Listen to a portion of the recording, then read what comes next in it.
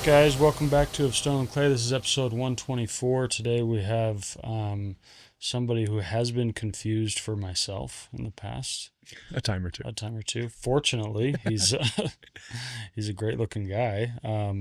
We have Zak Hazlett in the house, aka the outdoor therapist. Thanks so much for coming on, dude. Yeah, thanks for having me. Yeah. I'm excited to be here. It's funny. I heard you last night. You did a speaking event with Trevor Hansen, another therapist, and heard you talk about it a little bit. But what is it initially that made you decide? Gosh, what I really want to do is just like talk to people and help people and try to dig into people's problems. And you mainly do like marriage and family. hmm Uh-huh. Um, I feel like there's like a long answer and a short answer, Yeah. but short answer basically is I spent a lot of my life trying to prove my worth to people and figure out how to make people love me. Mm-hmm. And I just realized that you can't actually do that. Yeah. And it took me a long time to get to that realization, and it took me therapy and good friends. And there's a quote by Robin Williams. I'm going to botch it, but basically says like the happiest people are oftentimes those that have gone through the hardest moments, Mm-hmm. and they want to share that kindness with other people because they know what it's like to feel alone. They know what it's Yeah. like to feel that sadness. And if they can help other people even a little bit to not have to feel that, Mm-hmm. then they will. And so that was kind of the inspiration for me is I just knew what it's like to go through it. And I've been given, some gifts and talents and abilities to be able to connect with people Yeah. and have a bit of a light and kindness in my soul. And I want to share that with as many people Yeah. as possible. How do you balance? Because I feel kind of similarly, where, of course, you want people to love you, so you feel more whatever. You feel more accepted. You feel more alive. You feel more important. Um, and obviously, there should be just intrinsic value, but it also feels good and is like really validating when people love you and when you connect with people and yeah, you do feel more important. You do feel more validated. So how do you kind of find that balance? Because I don't think it's necessarily a bad thing, right? Right. To want that love and want that validation, but maybe just understanding where it comes from. Yeah. I think that validation isn't a bad thing. Mm-hmm. I think requiring, how would I say this? Requiring validation to feel good about yourself is Mm-hmm. where it becomes a problem, depending on that validation. Okay, so it's more like a nice cherry on top. Yeah. So I guess what I would say is validation is necessary when we're going through a hard time and struggling to believe in ourselves. We lean on our friends, we lean Mm-hmm. on people close to us, and they're going to be like, hey, you're doing great. You're beautiful. You're amazing. You've got this, like Mm-hmm. all of those things that are validating and reassuring, and they mean it. And it's real and it's valuable because it kind of kickstarts us into believing in ourselves again. Yeah, yeah. The problem happens when we constantly seek validation to feel those things. Yeah. If we can't have a balance of figuring it out and believing it for ourselves and also receiving it from other Mm-hmm. people, then we basically are waiting for other people to tell us how we should feel. Yeah. So besides maybe God, which is where I go to seek it, but what's another way to sort of really understand your intrinsic value? Hmm. Because that's really hard when maybe your life isn't going super well, right? And it's a little bit of a mess or chaotic because you're like, yeah, I get it. I exist. I'm a human, all these great things, but I still feel like I haven't done a lot of esteemable things. I feel like I'm not where I should be in life. I feel like I'm not someone that people look up to. So where do I find my value magically? That's such a hard question because everyone is in such different places. Yeah. And I know it's easier to say, Sure. Yeah. like in our position where it's like, okay, we have these things that we're working on and accomplishing these goals and doing something, meaningful is what people would perceive it as. And also there's been moments where it's like, I feel like I haven't done those things yet. I still had felt, worth and Mm-hmm. felt intrinsic value. And I think what helps keep me grounded and what I think is helpful for a lot of people is at the end of your life, I've never met someone that's, you know, on their deathbed or at the end of their life or towards the end of their life that looks back and is like, oh man, I'm so glad I spent so much time working Mm-hmm. and making money and being successful in like a more, you know, monetary way or Yeah. whatever. I'm so glad I kept buying a nicer house every 3 years. Yeah, exactly. Yeah. Like, I'm so glad I drove the nicest car in my neighborhood Mm-hmm. and whatever. They're all thinking about how grateful they are for the time they spent with people and wishing they would have done that more. Mm-hmm. And so, long story short, there is at the end of the day, at the end of your life, you'll never regret the time you spent being kind to people. Mm-hmm. You'll only wish that you would have started doing that sooner. Yeah. So do you feel like maybe it sounds like you're saying, and I would agree with you if this is what you're saying, that kind of the secret to just being happy and having a fulfilled life is just loving people and connecting with people, being kind to people. Yeah. And those all kind of go together, you know? Yeah. And I know people struggle sometimes, and I've struggled sometimes even. You wouldn't guess that. I'm a pretty social guy, but it's scary to like reach out to new people. Mm-hmm. It's scary to put yourself out there to make a new friend. And one of the questions I get the most is, how do I find the right people? Yeah. I talk a lot about the right people will love you no matter what. Mm-hmm. You know, the wrong people will never see your worth, but the right people will see it without having to prove anything. Yeah. And those right people are found when you are learning how to love yourself, doing things that you enjoy doing for you, and not just isolating. You know, you're putting yourself out there. Say you love reading at the park. Mm-hmm. You're reading at the park by yourself. That's great. You're doing that for you. Yeah. And maybe you see somebody there that's also by themselves, Mm-hmm. and you build up the courage to say hello. Yeah. And pretty soon you realize that they were in the same position as you. Mm-hmm. Because I'm willing to bet no matter how much you feel like you're alone in what you're going through, there are other people and there's someone else that's going through something very similar. And they're looking for someone just like you, the same way you are. Right. And so if you can kind of put yourself out there a little bit, say hi, you know, just say, hey, I noticed you were reading, like, what book are you reading? Yeah. It's awesome. Like, I love to read.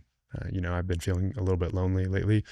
Would love to be a new friend. Mm-hmm. Maybe we could come and just read at the park together. Yeah.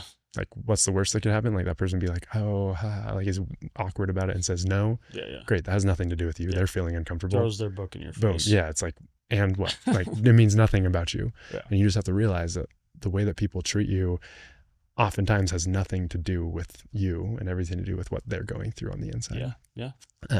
But most of the time, I would say, when you do something like that, you put yourself out there in that situation or a situation similar, a yoga class or we're at library, like wherever it may be, they're probably going to be like, oh, it's, you know, The Alchemist. Have you ever read it? Or whatever. It's a book that they're reading. Then you're like, oh my gosh, that's one of my favorite books. Yeah. And pretty soon you have this connection and all of a sudden you have this friend and all of a sudden you're not feeling so alone anymore. Right.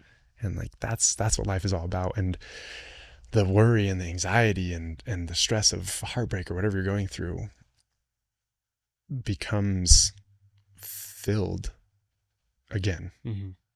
And that's such a beautiful thing that I think we forget. Sometimes we'll isolate ourselves when we're going through something and just be like, woe is me. And we wear our pain and our suffering like a badge of honor. Yeah. When in reality, like, you have to let the good things happen to you, even if you're going through it. And in order to do that, you have to believe that you're worth it and make some efforts towards that. Yeah. Have you done a good job over the years, you feel like, with sort of consistently loving yourself?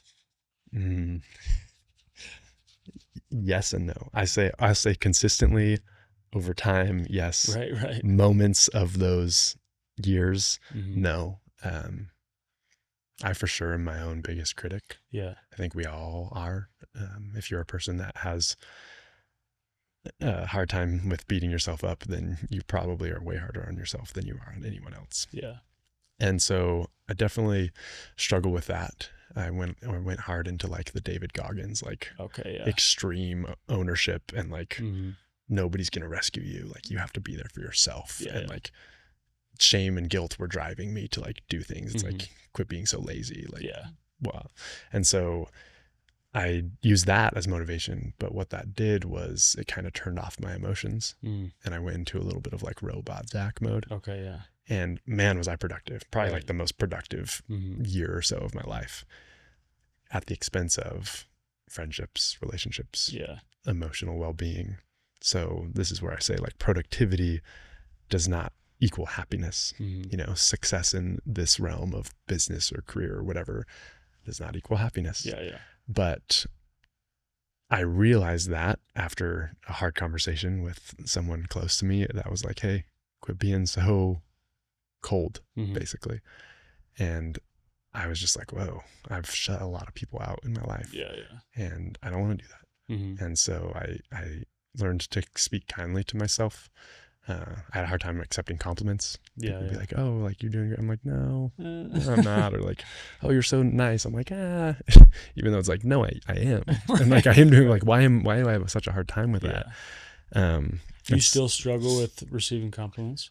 oh yeah, They a kind of. little. I have to actively, like when someone compliments me, I've trained myself first thing to say thank you, Yeah. Yeah. like thank you, Uh-huh. and then after that I'll make a joke sometimes to like Right. soften it. And but I try to look at it now of like when someone, I don't know, I have this theory that when you admire something about someone, Mm-hmm. tell them. Yeah. It's not weird. Mm-hmm. It's kind. Yeah. Yeah. And in a world where it's normal to hate and judge and criticize for no reason, why not love for no reason instead? Mm-hmm. And that's been the mindset shift that I've had, where when I see someone now, I try and compliment something about Yeah. them, you know, like, hey, you look like super happy today. Right. Right. Glad you're, you know, able to be that. Yeah. Right. Yeah. Maybe you've got a lot going on, but Yeah. just want to let you know, Yeah. or like, I love your hat. Like, Yeah. that's super awesome. Love your hat. Thank you. Yeah. It's weird. But isn't it just funny? Like, it's funny that it's like, it's normal to have road rage and like flip people off in traffic and whatever. Mm-hmm. That's just like, we expect it. But like when I wave to a stranger and they look at me funny and they're like, what the, Yeah. like, why is that weird? Right. Like we're literally all like brothers and sisters, like on this world. Why is it strange to want to share kindness Yeah. with someone else? Yeah. And so I'm trying to be that kindness to myself and be that to other people so that we realize it's not that weird. In fact, it's actually pretty great. Yeah. Yeah. Yeah. And I mean, there's lots of moments where a compliment will quickly come into your mind, but for whatever reason, you're like, oh, I'm not going to tell them, that's going to be weird, or like it's going to, they're going to think the wrong thing, you know? Yeah, I have a poem I wrote actually a while back I want to share with you. Oh, yeah, It's please. called The Complimenter. Oh, cool. So you said that. I I'm not really a poet, but I went through a phase, emotional, you know, like Mhm. heartbreak type of thing, where I was just like, I'm in my feels, so I'm Yeah. gonna write poems. But this one was really meaningful for me because it it was what I needed to hear. Like, I was going through it in college and having a hard time with people saying things about me and letting it really affect me, even though it's like I met them one time briefly and then I Mhm. hear something they say about me. It's like, they literally know nothing about me. Why am I letting this affect me? But at that, and I can see that clearly now, Mhm. and I don't let those things affect me now. Yeah. But it required a lot of work. And in Yeah. that moment, oof, it wrecked me. So I'm Mhm. like, how can I be the change, cliche, but how can I be the change I want to see Yeah. in the world? And so the complimenter, and it says, sometimes we say things that shouldn't be said at all. A lapse in our judgment leaves us with a bad call. Words are then spoken without feelings involved, making people feel lesser, like nothing at all. But that's not how it should be, tearing people down. That's completely wrong. It's the other way around. Our words are our power. They can change and create. They can build up a friendship to become something great. They can heal injured souls of their anger and hate, or calm worried minds with too much on their plate. Because our words turn to actions that lead to our fate. And words, once they're said, are hard to negate. But kind words, once said, are followed by good. They can help the worried mind go from I can't to I could. A compliment to a stranger takes 3 seconds of time, but the blessings that follow are truly sublime. So make it a challenge to say something great. Be known as the complimenter, not the angry classmate. Go out and do it. There's no time to wait. The world is full of plenty who only know how to hate. Yeah. Yeah. That's beautiful, man. I love, I was thinking when you read that, sometimes when I reach out and give like a stranger a compliment, the thing that makes me maybe not want to do it again the next day is if they kind of brush it off, you know, if they're Mm, like, oh, no, no, no, no, no, like, yeah, like when they struggle to accept the compliment, then it doesn't make me feel great, yeah. honestly. And so that makes me think when someone compliments me, even if I'm like, oh gosh, that was a lot to take in, I want to be like, wow, thank you. Like, even if I'm struggling to believe it myself, like, I can't assume they're lying Yeah. or assume they're just like, especially if it's a stranger, you know, what do they What do have they to have to gain? gain, Yeah. Um, sometimes it's funny, even with our loved ones, maybe it's even harder because you're like, okay, of course you think I'm great. you know, Thanks, mom. you have to think I'm great, But when a stranger says something, you're like, oh, they must have recognized that and immediately thought that and come up to tell me. So for me to brush it off or be ungrateful is is sort of messing up this chain of humans complimenting each other, Yeah. you know. I like that. That reminds me of the idea of how love, when given, is not the same as money when given. When you give money, you lose that money. Like Mm-hmm. it's gone from you, and you can make more, but like you're essentially giving that away. Whereas love, I like to think that if you have a heart full of love, no matter how much you give, it's not depleted. Yeah. It is still full. Mm-hmm. And when I think of it that way, it's a lot easier to give that love when I can. Obviously, taking care of yourself, protecting your heart, but even if they brush it off, you can realize like, oh, they're probably going through it. Yeah. Like when someone cuts me off in traffic or cruises past, I just assume they're like on their way to the hospital for Right. something. Right? Right. It's like, and I wish them well. I hope they're doing okay. Mm-hmm. And for me, what does that do? It makes me feel better rather than be angry and upset the whole time. Yeah. Yeah. And that vibe or whatever, maybe it somehow reaches them, whatever you believe, energies, all that. Like could you imagine a world where, when the person in front of you driving past forgets to turn off their brights, Mm-hmm. you just realize that like they didn't mean to, Yeah. rather Instead than of rather instead than of being this, so instead of mad. assuming like this person has the lowest IQ, Yeah, and I can just they're such imagine. jerks. Yeah, I can imagine how much they hate their wife. Like, Yeah, we just assume all these things about people. yeah. You ever like somebody does something stupid, and then when you pass them, you want to look over to see like how stupid they look. Yeah, they're just head down. And the thing is, everybody, man, this is something that I've just on the drive over here. I was thinking about this actually last year, January ish. Was maybe like actually kind of rock bottom for me, and in some Mm-hmm. ways like rock bottom reset. Yeah. Not like overall objectively my life was pretty okay, but like emotionally, and I was going through some things, and I had said and done some things that hurt people that I cared about Mm-hmm. a lot, and was really really beating myself up for that. And the compassion that I received from some of those same people, the same people that like I hurt, and like the Mm-hmm. forgiveness of like, hey, thanks for saying sorry. Like I appreciate that. And I'm just like, man, there's no way like you can forgive me. Like there's no way. It's like, that's my choice to forgive you, not Yeah. Yeah. yours. And I was like, yeah, well, I still feel, and she was like, stop, like, Yeah. don't beat yourself up. Like, I forgive you. Right. Right. So stop like making this work Yeah. worse, Yeah. like you're making me feel bad Mm-hmm. because you're not accepting this gift. Yeah. And that's what I learned a big lesson in that moment of like kindness given and forgiveness given to other people. If it's rejected, Mm-hmm. you're rejecting that person. Yeah. Right. And that was like a moment for me where we have to learn how to accept compliments, learn how to accept kindness, learn how to accept forgiveness, Yeah. because that is a gift from other people. Yeah. And it's a gift for ourselves. Yeah. Wow. Yeah. Um, let's talk about breakups. Let's do it.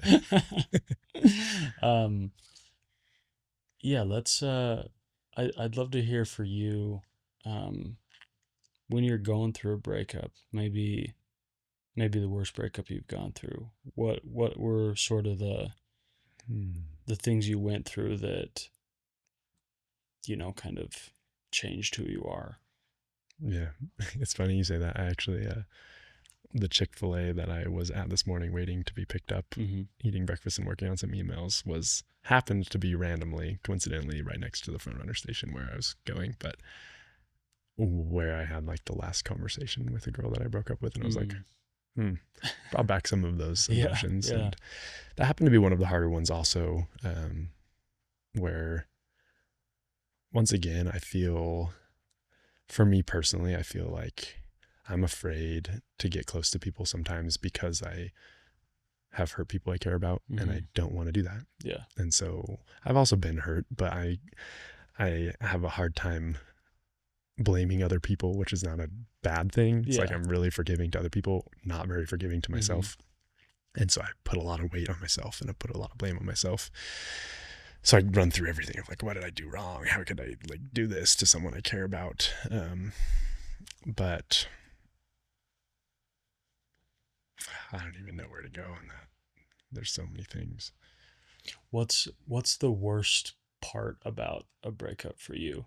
Like, because sometimes it's really similar emotions whether you were broken up with or you do the breaking up with, Yeah. because it's the end of something amazing, and the end of, you know, it's the end of hope for that specific Mm-hmm. thing. I think the hardest part for me is I get really excited about a future Mm-hmm. that I've hoped for and wanted. Yeah.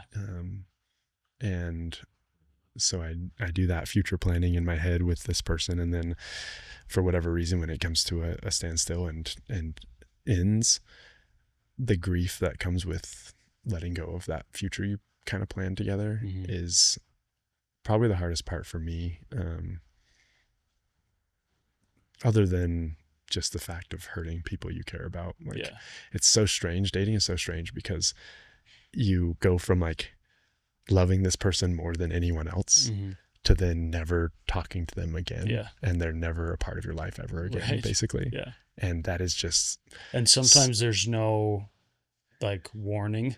yeah, It's like Tuesday's one of the best days of your life yeah, and Wednesday's one of your worst. yeah. And so that's pretty brutal when I already struggle with depending on people. I'm a pretty, kind of a lone wolf, and I'm working on it. I'm working on being more consistent with friends, and that comes from a lot of You're like a things, social but lone wolf. yeah. You're an extroverted wolf that goes off by himself. Yes. So I'm like, I love hanging out with people and getting energy from meeting new people. And I also can just like be alone and be totally content. Mm-hmm. And I can go days and days without talking to a best friend or Yeah. Yeah. friends.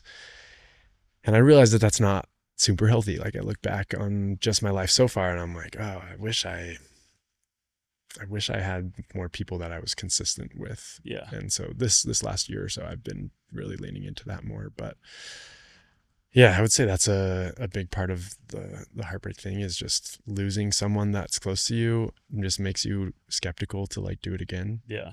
Whether it's you that ended things or them that ended things, it's hard. Like, dating is hard. Yeah. And it can kind of, each time that happens, it can kind of seal up your heart a little bit. Um, even if you're like, no, I want to get back out there and I want to date again, and I want to have an open heart.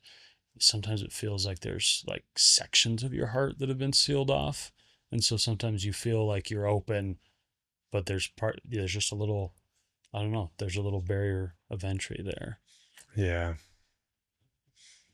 Yeah. I'm trying to figure out. I also just think that there comes a time where you just, I don't want to say picky or like higher standards, but the reality is that the relationship is a huge commitment to your life and one of the biggest decisions you'll make. Yeah. And I'm at a point in my life right now where I want to make sure that whoever it is, I am valuing their life and all the things they want to do and able to support and be there for them, and not just take them and put them in my life. Yeah. Yeah. Because I think that's a tendency that happens Mhm. oftentimes, is one is more willing to just go and be there for the other person.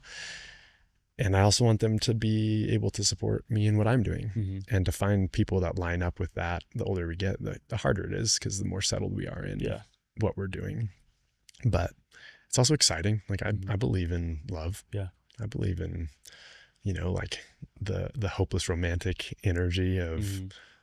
flowers and fun dates Yeah. and, a family. And I think something that I've had to really grapple with and realize is taking away the expectation of what it needs to be, Mm-hmm.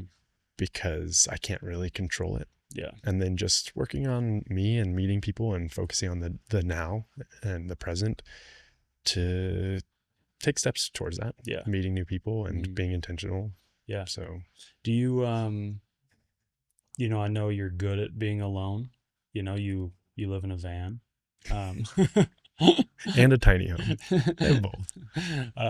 is your tiny home in Moab? Yeah. Okay. Moab's like full time, and then van is like 4 or 5 months of the year. Okay. Yeah. Do you, even though you kind of thrive on your own in a way, do you struggle with loneliness? Um, I think I have a little bit. I definitely have moments, and I've had really dark moments.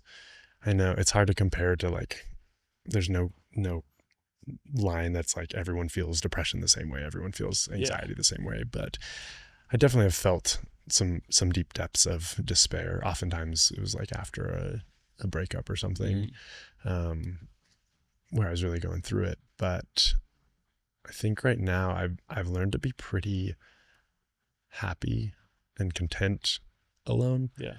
which is great, Yeah. and also makes it a little bit hard because You don't want to be too I don't content. want to be too content. And the reality is, I was talking to one of my friends about this.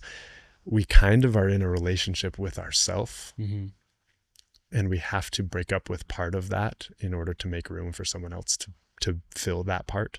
Mm-hmm. So when you learn to love yourself and be happy with yourself and content where you are, it's a really powerful thing.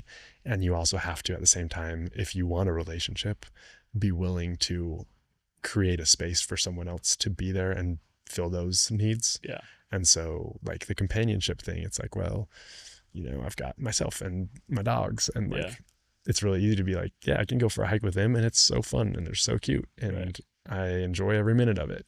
And also, if I want to have someone in my life, I have to be okay with the reality and the idea of not only be okay with it, but be excited for creating a space for another person to be there. Yeah, because the odds are they're not going to fit into your life precisely how you want them to. Yeah. Like they're not going to necessarily like everything you do and every part of your routine and every, aspect of, just the way you've been living your life, Yeah. And so that is kind of what there's such, I always say there's such pros and cons to getting married young and getting married a little bit older, and when you're a little bit older, the pros are you probably know yourself way better. You've had a chance at least to have a better relationship with yourself, to do some of the work and to understand some of your own weaknesses better. But then, yeah, you get so entrenched in your life, that it feels like for someone to come into this, like, I'm not budging, I'm not changing, and you know, that's just not going to work either, Yeah. I I was almost married when I was 20. Mm-hmm. We had like, I dated this girl for a while, and she's awesome. There's no hard feelings. We just both were like, this is not. We're so young. Like, this is not great. But yeah, we had like a date of when we were going to get married, and we were excited about it. And I got so anxious and basically just like self-destructed and was like, we can't do this.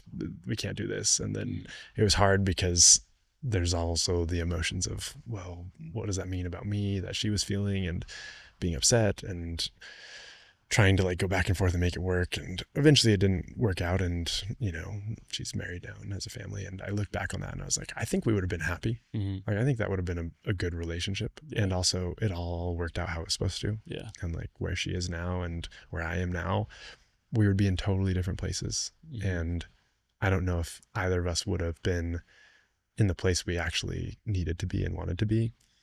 And I look at that situation oftentimes, and I don't compare other people to that relationship, even though that one was like a person I really cared about a lot. But I think of the idea of, okay, if that person who I had a really good relationship with didn't work out, and it is okay, Mm. and I'm okay, then imagine the person that could be and is Yeah. out there Yeah. that it will work out with, Right. right? Yeah. There's this quote, and it's like, if God could take someone away that you thought you could never lose, imagine the person he could give you that you thought you'd never find. Oh, wow. Yeah, that's, I might need to marinate on that for a couple days before I say anything else. Yeah, that's a big one. That one hit me hard when I read that. Yeah. Yeah, it's funny. There's, this girl I dated when I was like 23 or 24, like that breakup was pretty devastating at the time. But I realized looking back, like just the trajectory of my life, and her life, I would have never gotten into podcasting. I would have never gotten into writing books. And I would have had a fine, happy life. She's an amazing girl. She's married and has 100 kids now, you know. But yeah, it took me a long time to actually be grateful that we didn't work out, you know. Even though she's someone that I still like, I'm like, yeah, if we would have gotten married, it would have been awesome. And she would have been the love of my life, you know. But I'm actually really grateful it didn't, because it took me down this path, and I'm doing things now that I just don't think I would have gotten into, Yeah. you know. No. Life is so weird. Life is so weird. That reminds me of the idea. I mean, you're a funkle. I'm a funkle. We are male role models to our friends and their kids, and it's a beautiful idea that just because you don't have a family yourself doesn't mean you're not the role of a father or a father figure. Mm-hmm. And I think of kids that I've mentored, and nieces and nephews and all that.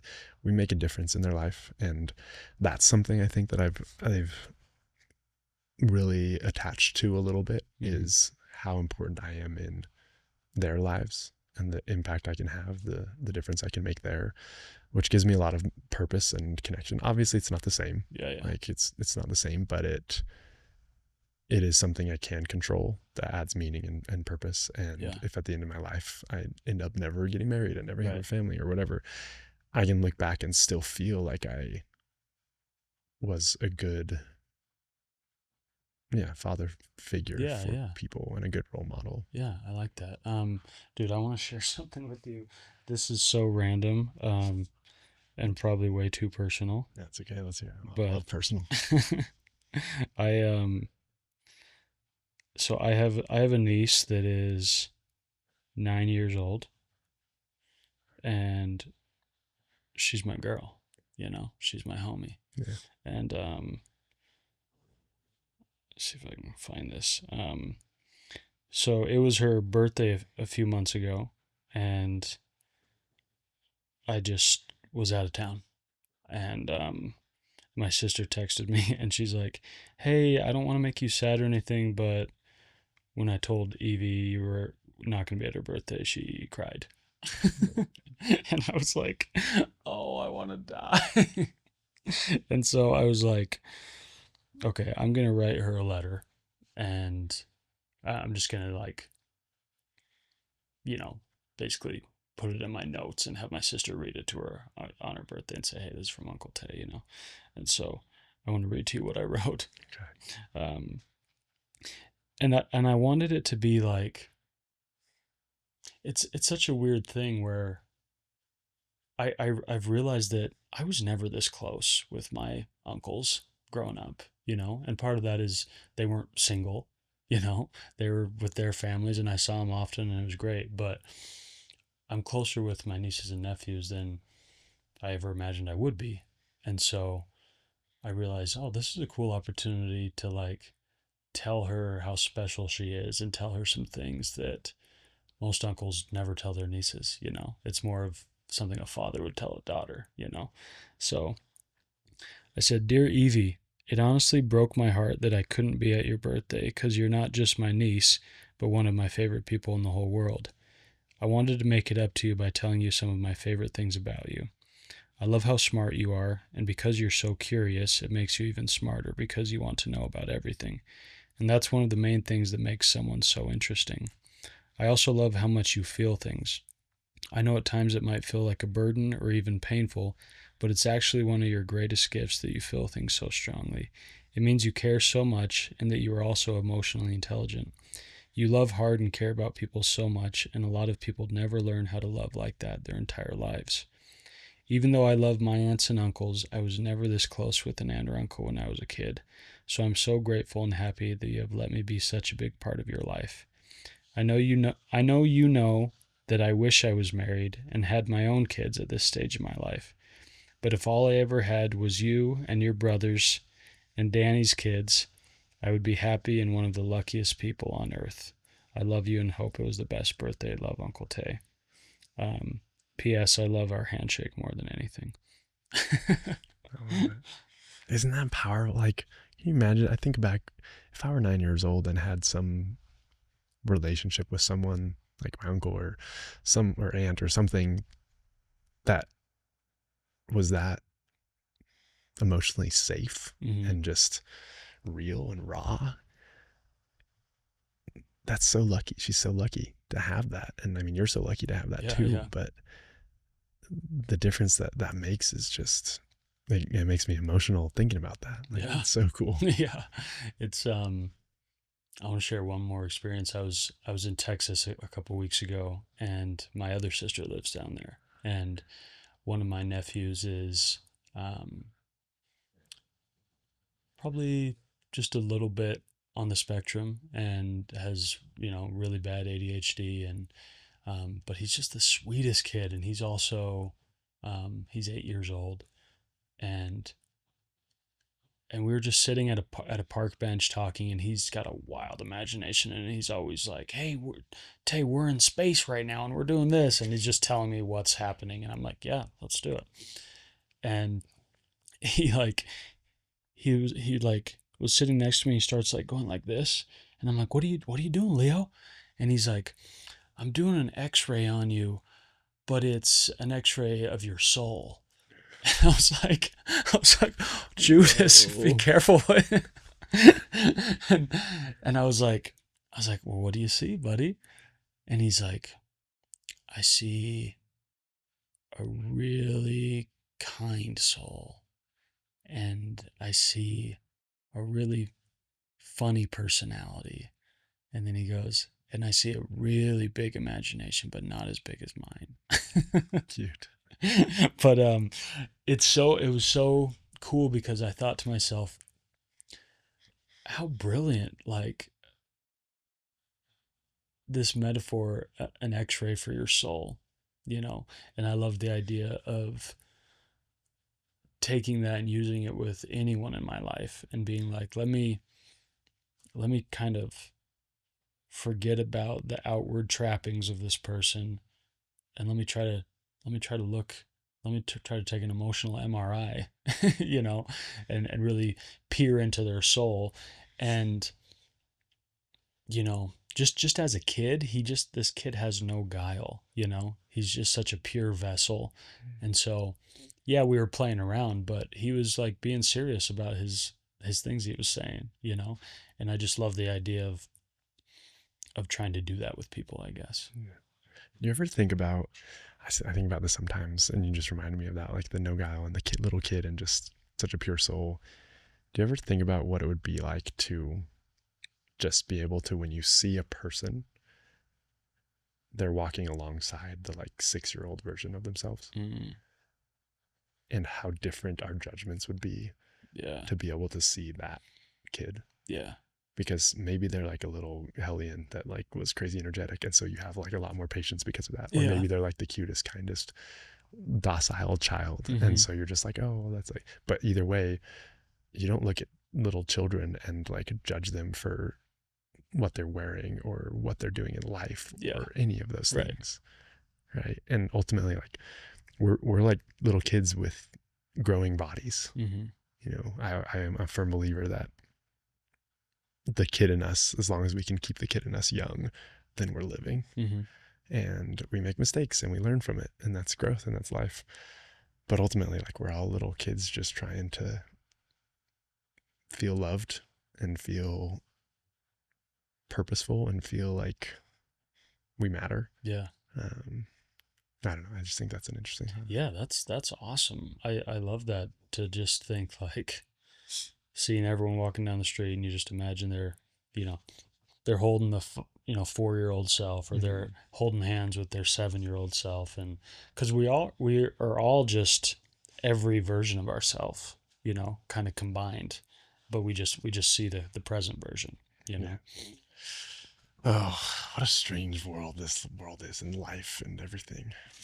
You want to know a crazy thought I had the Yeah, other day? that's right. And this is a little bit, I'm not trying to make this theological, but, you know, in my belief system, like, I believe in the next life after we die, heaven, whatever you want to call it. I believe like the entire existence of humanity will be there, right? In some capacity.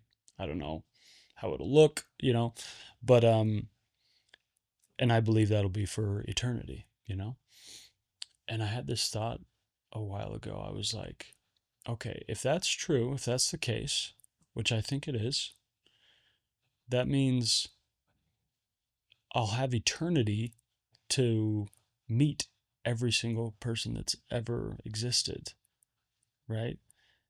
And so if that's true, time will really not be really a thing. And so it won't feel like, oh my gosh, like I won't meet this person for 8 million years. It'll be like, oh yeah, I'll meet them eventually. And if that's true, maybe I'll just, eternity will bump me into everyone eventually, right? And if that's true, some of those people I will have had interactions with here on earth. Mm. And I hope and I pray that, when we remember our interactions on earth, it wasn't negative, you know? And this is a wild thought, and depends on your own personal theology and everything, but I thought, well, I actually do believe this, so I want to live in a way that if I run into this person in the eternities, it's not weird and it's nothing but love.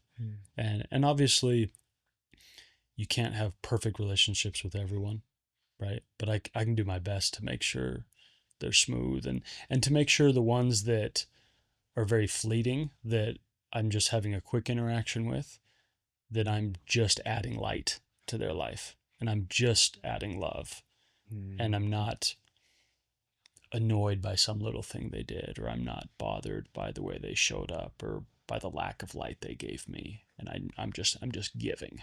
I love that. Yeah. That reminds me of that idea of, well, it's so much easier to love than it is to hate, Mm-hmm. which I believe wholeheartedly. Mm-hmm. When you hold on to hate, it's just like heavy and a burden and Mm-hmm. sucks. It's like a Basically, it's task. a task. It's a Yeah. chore. You have to actively like maintain it. But if you walk through this life looking for reasons to appreciate people and love people and setting boundaries and keeping the negative energy out, you're so much lighter. Mm-hmm. Like you really are free to feel and experience joy in such a higher capacity, because you're allowing yourself to be a part of the joy of other people. Mm-hmm. Right? If you choose to see negative in someone, then all the good that is in them, you just discount that. All you see is like negative. But if you choose to see good in people, it just makes you feel better about life, because everything's a little bit brighter, a little bit Mm-hmm. lighter. And it's a heavy world. Like, we live in a world with a lot of hate and a Yeah. lot of hard things going on. And choosing to see that is huge. Yeah. What do you love the most about yourself? That's one of my favorite questions to Yeah. ask people. That's funny. I love that I have an ability to make other people that I meet and that I interact with feel important Mm-hmm. and feel valued, feel seen. Yeah. Even if it's just a smile and a hug. Yeah. For a moment, like you said, like some people are a brief moment. Mm-hmm. Some people are deeper, longer lasting friendships. But if I have the ability to meet someone and make them feel that way, that could be something that changes the direction of their life. Yeah. And I do love that about myself. And it's something I've worked hard on developing. Mm-hmm. I like I said, I know what it feels like to be the person trying to prove worth, to feel alone, to feel worthless. And there have been so many people in my life that have helped me to feel seen, Mm-hmm. and, complimented me when I Yeah. didn't believe it in myself, and Yeah. been there for me when I struggled to be there for myself. And if I can return that favor even just a little bit, Yeah. then that's purpose. Yeah. Right? And that's why I say at the end of this life, it doesn't matter what you accomplish. If you can learn to be kind to yourself and other people, you will feel like you lived a purposeful Yeah. life. Yeah. You know, So you say you've worked on it quite a bit. What would you say to people that are like, man, I would love to kind of be that person that makes people feel important and makes people feel seen, but it's just not my natural state. I'm a little more reserved, or overthink things, and I maybe don't feel like that main character energy. yeah. No, that's a good question. I think we're all very different, and obviously, like, I'm pretty extroverted and social, Mm-hmm. and I like to speak in public, Yeah. and And part of that's just your that's personality. exactly, Yeah. it's something. And there's a concept that I just think is so powerful, that the only time you ever feel behind in life is when you're comparing yourself to someone else, Mm-hmm. because your life and your timeline is a trajectory that has no behind or in front of. It is now. Yeah. And when you compare yourself to what other people are doing, or what other people look like, or anything like that, you will always find reasons to feel behind, or that you're not good enough. Brene Brown has this quote, like, if you walk through this life looking for reasons to feel worthless, you will always find them. Yeah. Yeah. If you walk through this life looking for reasons to feel like you're not worth loving, you will always find it. And that's really what it is. Like, I think the big quest in this life is finding reasons to feel worth in who you are. Mm-hmm. And just because you're quiet doesn't mean you're not as good as someone else. Yeah. Yeah. Right? You can still send a text just as easily Mm-hmm. as anybody to a friend, Yeah. or to someone. You can still raise your hand, right? It's something you can learn. Yeah. I think confidence doesn't come from being really good at something. Mm-hmm. Confidence comes from trying something and failing, Yeah. and realizing that it's still going to be okay. Right. Yeah. And I think you become confident when you realize how resilient you are, Mm-hmm. and how, like, oh, it's fine if I fail because I've failed before, and I just get up. It's not a big deal. You know, there's, I think, when you're younger, failure seems like a catastrophe. Mm-hmm. It seems like this cataclysmic event. And it's like, no, dude, everyone fails so much all the time in so many capacities. It's just part of the journey. The real failure is when you take failure as a failure, Yeah. right? Instead of saying, like, oh, this is just a tiny setback that enables me to go a different route. Yeah. Like, a mistake only remains a mistake if you refuse to correct it, Yeah. type of thing. Yeah. I love failing. Yeah. I joke about this all the time. I'm so good at losing. Mm-hmm. I've lost so many things in my life. Yeah. Played so many sports, and we always lost. Right. Like, we won some things. Like, I Mhm. can't say always, but we won some things. But man, we lost a lot. Yeah. And in basketball, like, we never had a winning season my entire 4 years, Mhm. even though I love basketball and I dedicated so much time to it. Did you go to Grand High School? Grand County High School, man, the home of the Red Devils. Mhm. I dedicated so much time to it. We lost a lot, and I learned so much from every single one of those. If we had won every game, I probably wouldn't have worked as hard to get better. Yeah. If we would have won every game, I probably wouldn't have looked through game film and tried to figure out, like, what I could work on. Yeah. And I wouldn't have come to practice with, like, this vengeance Mm-hmm. energy, like this burning desire to get better, to win. And I look back, and even though I didn't win, I really did win. Yeah. Because of how much growth I got from Yeah. it. And I think about life sometimes. When you're a kid, did you like vegetables growing up? Not especially, but I would dabble. Is there anything? I think I ate, like, broccoli, but I didn't really like anything Yeah, else. yeah. But love vegetables now. But I remember when I was little, all I wanted to eat was, like, mashed potatoes. Yeah. And my mom's like, yeah, that's good. That's nutrients. But also, you got to eat your veggies, or Mhm. you got to eat this. And then I'm like, I just want ice cream, Yeah. And she's like, no, you can't just have ice cream. And I'd throw a little bit of a fit, and we all do as Mhm. kids.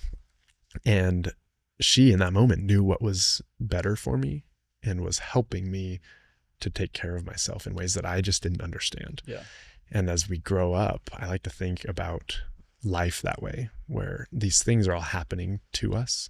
And I like to think of it more as they're happening for us. Like, what if God or the universe, whatever you choose to believe, is actually on your side? And what if those moments where we have an expectation or a desire to be in the relationship or have the certain job or live in the certain place, and it doesn't happen for us, and something else happens that we don't like, it's not comfortable, it doesn't taste as good, it's not what we were hoping for, and then we look back and realize like, oh, that's exactly, like, how many times have you had something like that happen where you're just like, ah, this sucks, and it's a redirection, and then you end up where you are now and you're like, I would never have been here if it weren't for that redirection. Right. So I think that's a powerful thing, where the uncomfortable situations, the hard life changes. I don't like the phrase everything happens for a reason, because sometimes things happen to you that suck and are unfair and just shouldn't happen. But I think we can always find reason in what happens to us. That's a different way to look at it, but we have no other choice but to keep moving forward. And if we can find some sort of way to grow and learn and become from that experience, why wouldn't we? Yeah. And I think you can take any good thing in your life, any like amazing thing that's happening, and you can trace back, like, how did I get here? What were all the micro steps that led me to here? And you'll find a bunch of horrible things that happened along the way. You know what I mean? And it's like, even something really, like, I'm sure if I like wrote this down and really got granular with it, if I was like, okay, how did I end up on this podcast with Zak Hazlett, right? I could go back and trace, like, okay, how did I get started with the podcast? How did we connect on social media? How did we have mutual friends? I could go back and back and back and back and back. And I'm sure I would find things that I'm like, at the time, that sucked, but somehow it led me to start a podcast. It led me to get this guest, which got me interested in this, which got me interested in this. And now I love talking to therapists, and I love talking to people that kind of look like me. Here we are. Yeah. And here we are, Yeah. Oh, that made me think of, I just lost my train of thought, but. Well, you lost your train today too. I did lose my train. I missed the train. Take it up here. Yikes. I'll come back to it, but let me ask you this question while you're thinking. In your therapy practice, what for you is your favorite kind of breakthrough that you have with people? I love that question. I think there's a couple things that come to mind, but in therapy and as a therapist, most of the success in a therapy setting doesn't actually come from what you're doing. It comes from the relationship you have with the client, and the space that you create there. The trust. Yeah. Because I look back in my life, I've been to therapy and stuff, but most of the most therapeutic times and healing moments in my life were from people that I trusted, that like called me out on things or pushed me and challenged me to see things differently. And so the breakthroughs I love in a therapy setting are when people finally realize that, one, what has happened to them doesn't dictate what the rest of their life is going to look like. Yeah. That's a huge breakthrough. Like, you are not just a result of what you've experienced. You are so much more than that. And the belief in that they are willing and able to do the work. I have this mantra that I say is like, I can and I will because I deserve it. And like that can, like, I can do whatever I feel like I need to do.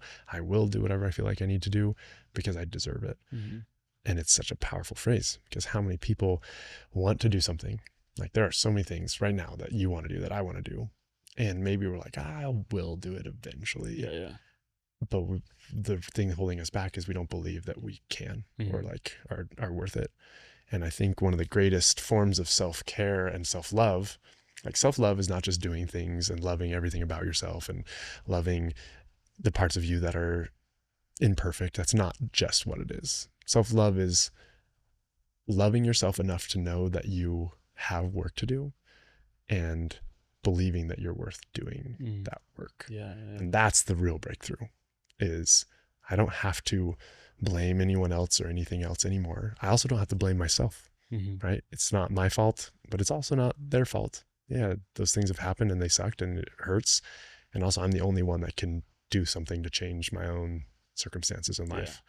And I deserve to do that. Mm-hmm. And so when people can finally land in that realization that you have the power within you to do whatever it is you need to do to get to wherever you want to be, Mm-hmm. that is so powerful to just see the light bulb and like the shift in belief. And then all of a sudden they're going to the gym because they want to for them, Mm-hmm. not because they're trying to look better for anyone else, but because they care about themselves, or they're, reaching out to more friends because they're sick of being lonely and they realize they can't just wait for everybody to knock on their door and be like, you want to be friends. Yeah.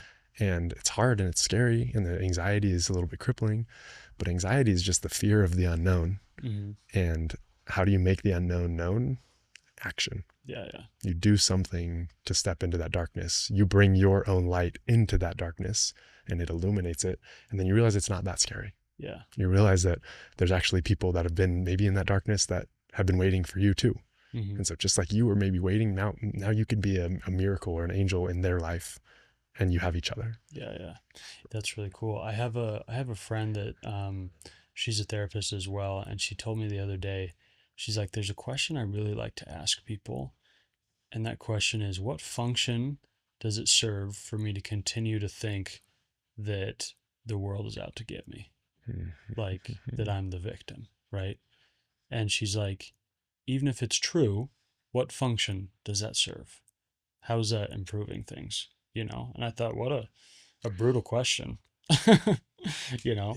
And it's funny. I wonder if you've had a similar experience, but a lot of the videos I post, I'm talking about heartbreak and I'm talking about hope and I'm talking about love and I'm, just telling my own experience, but it's funny because so many of the comments are positive and are like, oh, I feel the same way and I'll never give up on love and I'll never lose hope and all these things. But there's always, 10 or 15% that are like, yep, I'm done with love. I'll never try again. Been hurt too much. Like I'm doomed to sadness essentially. And it's kind of like, those comments, I get it, right? I can even empathize with that feeling and that emotion and that nihilistic approach, but what function is it serving? Yeah, that's a cool question. I'm gonna have to use that more. That's so true though. Sometimes, I mean, I've been in spots where I'm like, I can't do it. I like, why would I do that? Like, I don't deserve that. Yeah, like, yeah. And it made me feel a little bit better about myself in the sense of I'm accepting that where I am is okay, Mm-hmm. but it's a little bit counterintuitive. It like makes you feel it's like a Band-Aid. Yeah, I yeah. feel like it's like a Band-Aid. It makes you feel a little better right now. Mm-hmm. It takes away some of the symptom, but it doesn't change the situation. It doesn't change the problem. And I think there's a lot of good that actually comes in kind of the extreme ownership, like the David Goggins type of Mm-hmm. stuff, to just jumpstart you of Mm-hmm. like literally nobody's coming to save you. Yeah. Especially the person that hurt you. Mm-hmm. Like they're not going to be back. Yeah, yeah. So like you are the only one that can take control. Snap out of it. Mm-hmm. It's like, I know that's easier said than done, but sometimes that motivation, like there was a video of this dude who's like, hey, go to the gym. And it's like, that's all it was. And it has like millions of views. Right. Because so many people saw that and they're like, oh, like juggle their phone and set it down. Yeah. They're like, that's the reminder I needed, right? Yeah. Sometimes we need a little like kick in the pants to, Mm-hmm. to get going. But that extrinsic mode or like external motivation will never last. You have to find the internal, like intrinsic motivation. And I think something that's been powerful in my own, life and also people I work with is when setting goals. I heard someone, I forget who it was that talked about this originally, but if you set goals without values underneath them, Mm-hmm. they will never be accomplished. And I was like, well, that's a pretty strong absolute. Mm-hmm. But when they furthered that explanation and were like, listen, if you're going to the gym because you want other people to see how good you look, and you want the validation, you want the praise, and you want to find somebody based on your looks, Yeah. then when you stop going to the gym, Mm-hmm. you lose all of that. Yeah. So it was there until maybe you roll an ankle, and then all of a sudden you're not worth it anymore. Mm-hmm. Right? Like it's just such a flawed Yeah. belief in that way. Whereas if the value below it is, I value my health, I value my, well-being. I want to live to be old so that I can have good relationships, and like I value relationships, and I value people and kindness, right? I have those like 3 pillars of like physical health, emotional well-being, and relationships. Like those are my core values. Mm-hmm. So when I set a goal, I base it off of those things. Yeah. So like I want to be able to play sports with my kids. Mm-hmm. So I want to stay active and Yeah. fit so that I can do that as long as possible. Yeah. Yeah. I like to be outside, and I like to take people outside, and that's like relationships and helping other people. So boom, that's my value. So I'm going to live a lifestyle that does this, and all of it is based off of my values. Mm-hmm. Nobody can take that away from you. And I think that's something that people struggle with. Like we'll set goals without realizing, Mm-hmm. like without understanding that concept. Yeah. You don't really know.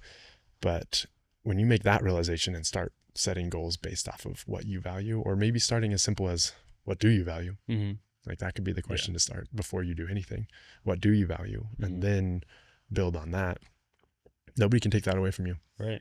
And I think the cool thing to remember too is sometimes you have your core values like you said, but there's also the reality of, okay, I also want to go to the gym so I look great naked, right? Yeah. Like it's okay for the byproduct to be maybe a little bit of vanity or a little superficial, but the core is the main reason I'm going is for my health and for my personal esteem and all these things, right? And yeah, if I happen to look great to the opposite sex, that's great too. It's a great byproduct, you know? Yeah. No, I think that's true. But I feel like you'll start to not even think about those things. Yeah. And when you do that, it becomes so much more achievable. Yeah. And realistic.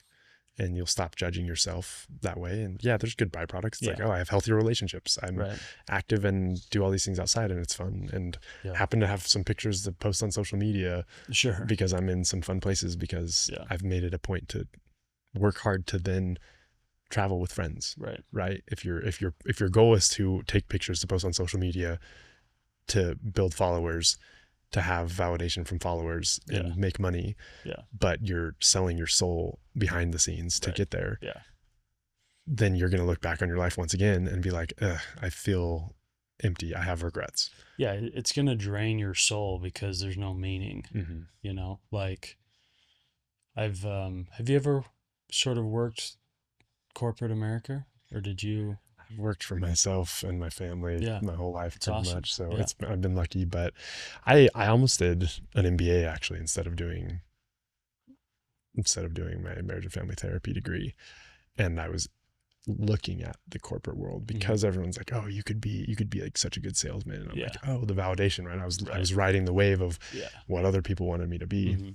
And then I had this realization where it's like, the more you live your life to try and become what other people think you should be, the further and further you get from who you actually should be. And the further you get from who you actually should be, the more unhappy you are, because you're living life with a mask on. You're living this facade. And so what do you have to do? Like, you have to actively and consciously decide, no, I'm not going to do what everyone else thinks I should do and wants me to be. I need to find some alignment within myself and slowly peel back the layers and get back to that authentic version of me and do what actually sets my soul on fire. Yeah. You know, there's a quote that says, we don't need to do more in life. We need to do less of what doesn't actually matter. Right. And so we have this culture where we just feel like we need to do more and more and more and be more and more successful. But no, we really need to do more of what sets our soul on fire and less of everything else. Yeah. I think you always hear people say like, oh, I wish there's not enough hours in the day, you know, but it's probably more, no, I just need to eliminate the things that rot my brain Yeah. I need and to and prioritize. yeah, the things that don't bring me joy and don't really have any meaning, you Yeah. know. I realized that the beginning of the year I was trying to make some goals, and I try to make like quantifiable goals, but also kind of big picture goals, like sometimes it's hard to quantify, like I want to be kinder to people, I can't put that in a spreadsheet and be like I was 50% more kind this month, but I put like I want to, like, I'm on social media a ton already for work, but I want to scroll way less, you know, and I want to, my main thing was I want to replace that scrolling with reading, Hmm. because I love reading and I've always done it a lot, but I realized I've probably read less since like TikTok came out and Instagram became such a source of entertainment, And so I'm like, I don't think scrolling in and of itself is a bad thing. I'm not trying to rid myself of Right. of that pleasure, but just recognize like I'm complaining because I wish there were more hours in the day. There's plenty of time. Let me just sort of excise some of these negative things and just supplant good things. Yeah. It's like you have to, in order to change one behavior, you have to replace it with another one. I Hmm. think we try and stop something sometimes without actively scheduling in or feel like I have to schedule the time when I want to read right now. Yeah. Like, because I feel you, I want to do more of that. And I have been doing more, but I have to literally like make an appointment with myself Hmm. and then follow through with Yeah. Yeah. myself. Because if not, that becomes an empty space on my schedule. And what happens? Path of least resistance, baby. Yeah. I go straight to like the things that are easy, that are Hmm. numbing, that are just fun to do. Yeah. And so if I'm not actively like putting something in that space, then I'm not gonna do it. Yeah. Um, and that's a hard thing to do. Yeah. It takes commitment, but that's another thing that one of the greatest gifts that you can give yourself is follow through Hmm. and creating a plan, committing to doing something for you, and then showing up for yourself. It's like my buddy just picked me up at the airport this morning, and I would drop anything to like go pick them up. But it's like, we'll go at 6 a.m. to pick up a friend at the airport if they need us, but we won't go to the gym at 6 a.m. for No, ourselves, we won't. right? Yeah. Which is just a strange thing. It's like, why Hmm. will we do more for other people than we will for ourselves Yeah. Well, when we're the ones I that, wouldn't pick up my friend at 6 a.m. every day. no, it wouldn't be every day, but even once though. Yeah. It's like, if you can do that even once, Hmm. you have the willpower to be able to go to the gym at some point. I use the gym because that's a pretty like common Yeah. thing Yeah. for most humankind to do Hmm. something physical for themselves. But yeah, just if you're struggling, if you're out there struggling with confidence, struggling with feeling good about yourself, then there's nothing better than setting little commitments. Maybe it's just a walk around the block, Hmm. right? Yeah. But like, set a date with yourself. Hmm. Leave your phone at home. Go for a walk. Don't listen to music. Don't do anything. Just be with yourself. Yeah. Yeah. Talk to yourself even. Yeah. It's not that weird. Or get a Walkman. Like, yeah, get a Walkman. Yeah, throw it back to the old iPod Nanos, dude. Get an iPod Shuffle. But yeah, do some little thing. Like, start very simple with a commitment you make to yourself. Mhm. I think we have this grandiose idea of like, we want to do all these things, and it's like, this is my year, New Year's resolutions. It's like, I don't know the stat, but it's got to be like 90% of people fail within like a couple weeks, Yeah. Yeah. right? And then they give up because if they failed because they set their goal to be 5 days a week at the gym and then they missed it on the second week, Hmm. then it's as good as over. Right. It's Right. like, oh, mess that up. I can't accomplish my goal of going to the gym 5 days a week all year. Hmm. And that's just so unrealistic. Right. Right. But if it's like, I'm gonna do a little bit more for my physical health, and this week I'm gonna go 3 times. Yeah. And I'm gonna follow through, and then we're gonna reassess. Hmm. And my long-term goal is to take care of myself a little bit better this year. Yeah. And I'm gonna do it a little bit at a time. Yeah. Maybe it's even like, I'm gonna drive past the gym and think about it Yeah. today. And then slowly, as you do that, then maybe I'm going to go to the gym and park in the parking lot, but I'm feeling anxious. Maybe I don't go in, Hmm. but like, I'm making a little more of a step. And then eventually you're like, well, I'm here, so may as well go in. Yeah. And then you did that and you're like, yeah, that wasn't so bad. Yeah. And then you go again and you keep doing it step Yeah. by step, taking the pressure of being consistent, and the shame and guilt of not going, Mm-hmm. that's the biggest thing. Shame and guilt will never drive lasting change. Yeah. Yeah. Right? Yeah. Self-kindness, self-compassion, belief that you deserve good things, that you deserve the work you're putting in yourself, Mm-hmm. that will drive lasting change. That will develop healthy habits and get you to the place you want to go. Yeah. Dude, sometimes I will literally go to the gym, stretch, hit the sauna, and go home. It's amazing. and Crushing it. and that's, that's not usually my goal, but sometimes I'm like, dude, the idea of lifting sounds so horrible right now. So, but I love the sauna. I like to get stretched out. So let me just go in there and do that. And most of the time I end up lifting a little bit, but yeah, sometimes it's just getting through the door. Yeah. And it's intentional, mm-hmm. and it is taking care of you, and you followed through. Yeah. And it's something. Yeah. And it helps with, I'm just such a big believer in creating muscle memory for your life, I love that. when it's just like, yeah, that becomes part of your routine. And so just doing anything you can to make sure that routine isn't disrupted too much, like I'm not someone who religiously lifts 5 or 6 times a week, but if I can just get in there a few times a week, and on off weeks or when I'm feeling sick or sore or I'm out of town, getting in once or twice, because when you don't go to the gym for 3 weeks, all of a sudden it's really hard to go. Mm-hmm. Yeah. And it's the same with anything. Like if you're not used to, having positive self-talk, if you skip a few days and then all of a sudden you don't do it for 3 weeks, like all of a sudden it's hard again, Mm-hmm. Tell me a little bit more about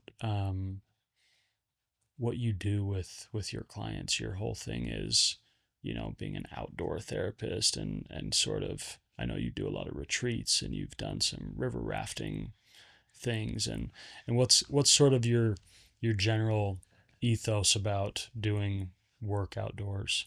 Yeah. I mean, it's funny. We live in cities and we build parks, right? So that we can be outside.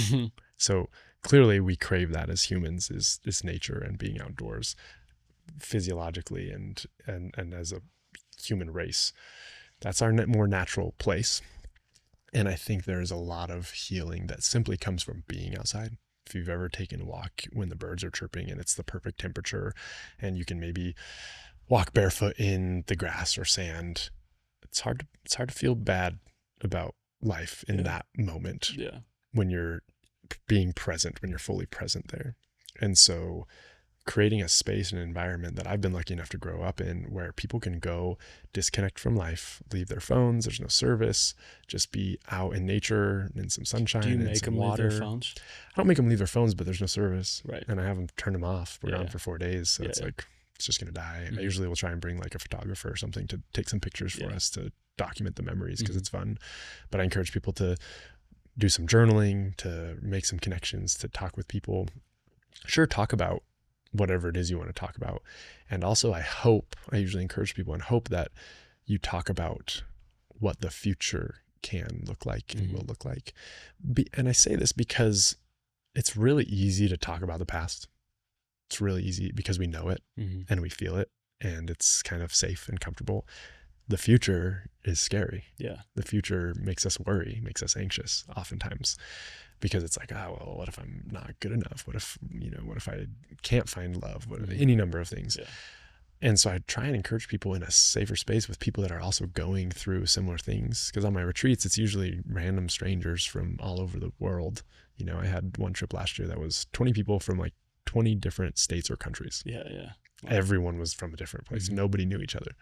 And we all came together. And by the end of it, like, our group message still pops off today because people are saying happy birthday and how is everybody doing? Yeah. Send a selfie to the group. Like, you find that there's people out there that are going through a similar thing to you. They're going through a heartbreak. They're going through a tough time financially, and they just needed to remind themselves that they're going to be okay. Yeah. Yeah. So nature just has a way of naturally grounding people, bringing us back to the present moment. I'll do some mindfulness meditations and some breathwork stuff, lead them in yoga on the riverside, as the sun's rising or sun setting. with some good food and fun rapids and hikes and beautiful scenery. So Yeah. it's just a good reset Yeah. that does the work for them. Mm-hmm. Because I mean, anybody who comes on a retreat's probably doing therapy, probably reading the books, probably listening to the podcast. Like, they know all the things. Yeah. They just need to feel like they can do it. Yeah. And that's I get so fired up about this, dude. Like, you already know what you should be doing and what you need to do. You just don't believe that you're worth doing it. Yeah. So instead of trying to bookmark and save all of these Instagram posts and read all these books, take all that energy and focus it on doing one thing at a time that you've already learned. Yeah. That thing that you want the most in your life, the place that you want to get to, is on the other side of the thing that you're most afraid of doing. Yeah. But you're not going to fail. There's literally no such thing as failure. It's a word that's made up to describe a situation where you try something and you don't do it as well as you want to. You learn and then you keep moving. Yeah. It's a learning experience. It's growth. Right. It's life. Yeah.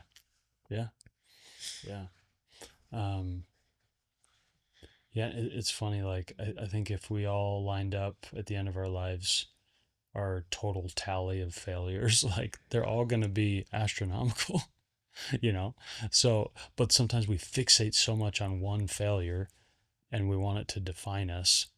But it's like, everyone fails all the time, Every day. Yeah.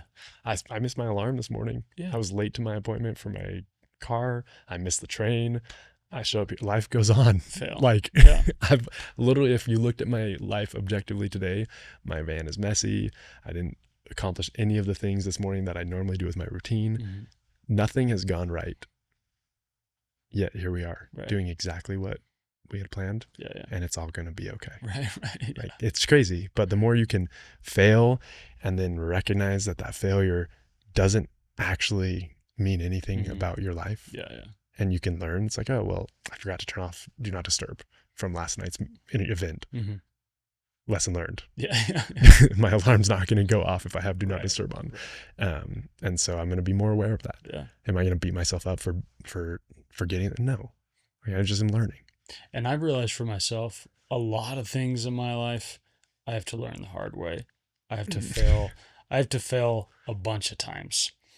And so I stopped beating myself up about it. I'm just like, yeah, I forgot to set, I set my alarm for PM instead of AM or something. And guess what? I've done it before and I'll probably do it again. But that's fine. Like, I'm not an idiot. Like, I'm going to fail. What's a recent failure that you want to share with the crowd? Let's see. That you've learned from? Gosh.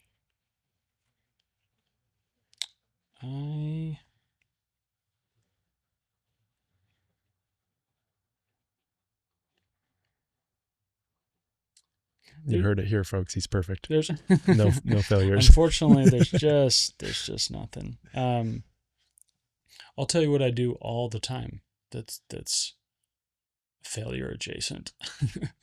I will know that I need to get up early the next morning, and it'll be late, and I'll be in bed, kind of being like, okay, this is a decent time for me to go to bed, and then I will start a show. Or I will start a new book. And then, whatever. I'll watch an episode and then I'll be like, okay, if I go to sleep right now, I can get 6.5 hours, not ideal, but I've been very functional off 6.5 hours. Then I'll watch another episode. Right? I don't do this all the time, but there are plenty of nights that I completely lose the farm for no reason at all. And then, the next day I regret it and I'm tired and not my best self. And I wonder, what's my problem? Why did I do this again? And then I'll do it again. And so is life. Oh, that's funny. That's funny. Netflix, man. Netflix is it's a demon child. It's a demon child. No, I've never been. It's so funny. I feel like we're all this way. We're very disciplined in some areas of life. Oh And yeah. then others were extremely undisciplined and lazy, and we procrastinate. But others like I'll tell you what, I'm never ever late for like a city league basketball game. I was gonna say the same thing. I was like, I'll play sports. Some people will be like, oh man, like going to play sports for 3 hours, that sounds like a nightmare. I'm Yeah. like, I would drop literally everything Yeah. to go.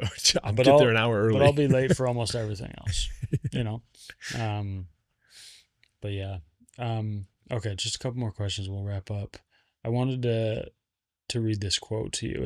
It's funny. It's been somewhat of a theme of our podcast today, but it's by John Steinbeck, and he says, "I wonder how many people I've looked at all my life and never seen." What does that make you think? It reminds me of another quote that I love from Abraham Lincoln that says, I do not like that man. I must get to know him better. Mm-hmm. And if we walk through the world, imagine a world where we are trying to understand people better and just get to know people. We lead with curiosity. Mm-hmm. How much different the world would be, Yeah. rather than assuming, we seek to understand. Rather than passing judgment on someone, we ask a question instead, or we put ourselves in their shoes. Yeah. And I think the idea of seeing people is powerful. I definitely don't analyze people as a therapist. Everyone always asks that. They're like, do you just like analyze everyone you meet? I'm like, no. But I do now just give everyone the benefit of the doubt whenever possible, Mm-hmm. because I've met with so many people and learned their stories, and I'm just like things you can't imagine even like you can't make this stuff up. Right. And so imagine, like, if you just assume, the only thing it's safe to assume is that someone is struggling. And if you assume that someone is struggling, you will probably be right. Yeah. And if you're right about that, you will treat them with the kindness and compassion that you would want in your life. Yeah. If you were struggling. Yeah. And I think about the people that I love the most in my life, that give me the most energy. It's the people that I feel like really see me, you know? So it's like, it feels like that's one of my greatest gifts that I receive. So, you know, in a perfect world, that's the gift I want to give. You know, I want people to feel seen when they're around me. I want them to feel totally themselves and totally like I see their goodness. I see their essence, you know. Yeah. And it's hard to do when it's a brief like interaction. But I think if you're conscious about it and you're like, I know we don't have a lot of time, but I want this person to feel seen, then I think it's really doable. Yeah. That's why I love that question you asked of like, what are you most proud? What do you love about yourself? What are you most proud of about yourself? If you meet someone and it's a short interaction and you say, hey, before we leave, I'm just curious, what are you most proud of about yourself? Yeah. Imagine how they're going to leave right there. Yeah. Like they maybe have never been asked that question. They maybe never thought about what they're proud of. And the fact that somebody else wants to know that about them, that's all we want in life. Yeah. Everybody just wants to be seen. Yeah. Last question. I like to just flip the mics around and say, you know, if you got one question for me, what do you got for me? If you could, I'm sure you've been asked this before, but if you could give one piece of advice to a version of you, younger version that was struggling, what would it be?